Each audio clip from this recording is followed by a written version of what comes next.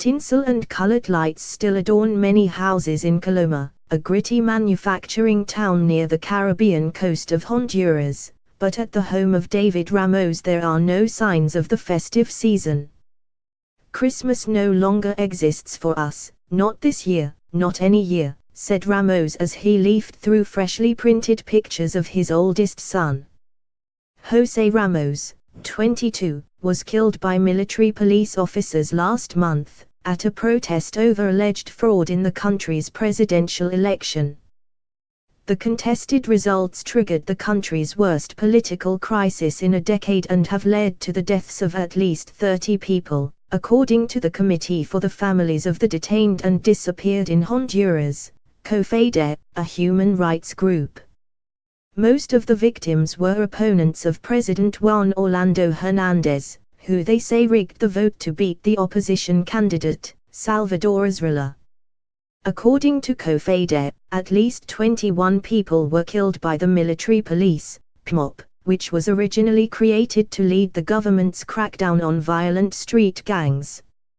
Relatives of the dead say they fear that there will be no justice over post-election violence. Some say they have been threatened by troops, others point out that human rights prosecutions involving security forces are overseen by the same task force that helps coordinate PMOP operations. Across Honduras, protesters took to the streets after the November 26 election, blocking roads and clashing with security forces who used tear gas, water cannon, and live ammunition.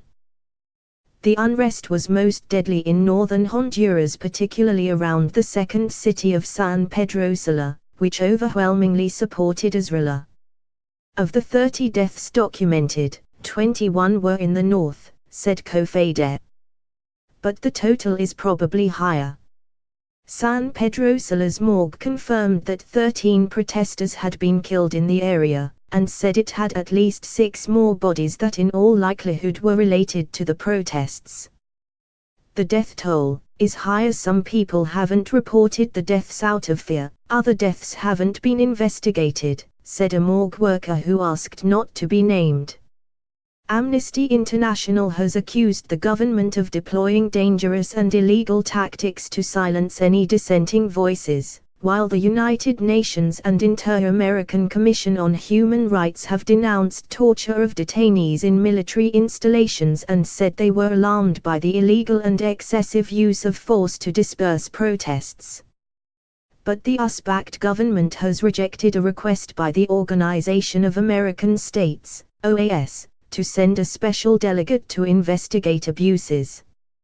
Honduran officials have downplayed the deaths, claiming gang members are behind protests.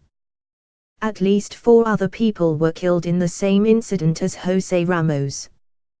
The PMOP told local press they had shot at a group of armed men, but a cell phone video sent to the Ramos family by a witness tells a different story.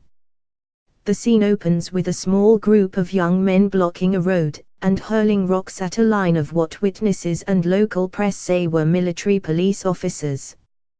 Jose appears briefly with the red flag of the opposition Libre Party tied around his shoulders,